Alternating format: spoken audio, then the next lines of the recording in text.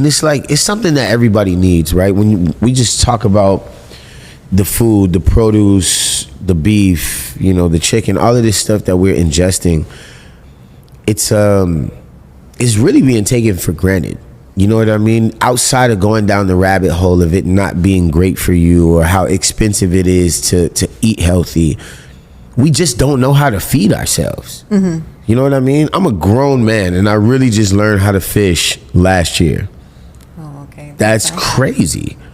You know what I mean? Like, it's kind of mind-boggling when you see studies, like they just did one in Austin, and they were saying if the food supply was cut off, there was no way to get food to Austin, they would have 2 days of food. Okay. Like, what? A big city like that?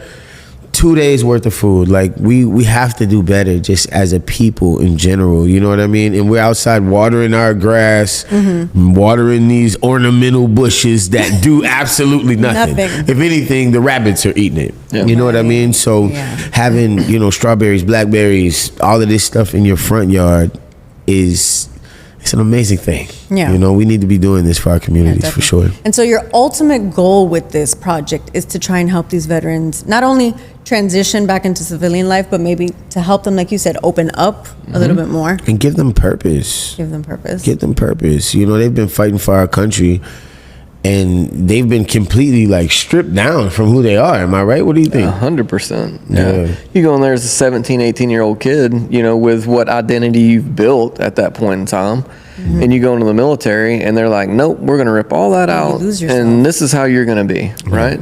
And they're going to use you for 4 years, 8 years, however long it is. And when you get out, it's like, okay. Yeah. Well, wait a second. You changed me coming in. Why don't you help me when I'm coming out? You know, and that's where the statistic of 18 families a day deal with somebody in the military unaliving themselves and their family. 18 a day.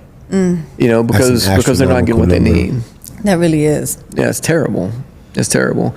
And this transcends even further than the veterans. You know, like at my house, I ripped out all my shrubs, and I've got blackberries, blueberries, strawberries, peppers, and tomatoes in my front yard. And all the neighborhood kids will come ditch their bikes in my driveway, and they'll come up and pick some fruit off of it. And that's what I want, you know? And so I make sure and tell those kids, I'm like, well, tell your parents that they can plant one too. I'll help them. Yeah. You know? And they get so excited, you know, and then who's going to be the first one besides Mr. Jean's place that has the fruit in the front yard? Exactly. You know, become like a competition. Yeah, yeah. So before you know it, the whole street, you know, now you've got kids, instead of eating candy bars and chips and the trash that they're eating right now, they're all outside on their bikes instead of inside on their video games. They're getting their hands dirty. They're getting grounded. You know, they're actually growing something.